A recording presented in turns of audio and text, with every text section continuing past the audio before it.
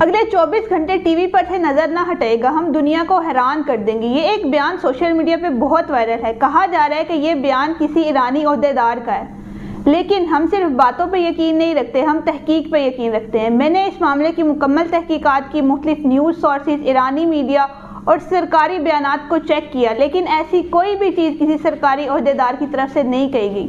ہاں، ایران اور اسرائیل کے درمیان کشیدگی چل رہی ہے، دونوں طرف سے ڈرونز اور فضائی حملے بھی کیے جا رہے ہیں اور سخت بیانات بھی دیے جا رہے ہیں۔ جیسے ایرانی صدر نے یہ بیان دیا کہ اگر امریکہ اور اسرائیل نے کوئی حرکت کی تو ہم اسے حیران کر دیں گے، لیکن 24 گھنٹے والی کوئی ڈیڈ لائن یا کوئی وعدہ نہیں کیا گیا۔ آپ کی اس بارے میں کیا رائے ہے، یا اگر آپ کو ایسا کوئی بیان کسی سرکاری عہدیدار کی طرف سے ملتا ہے تو کامنٹ سیکشن میں ہمیں ضرور بھیجیے گا۔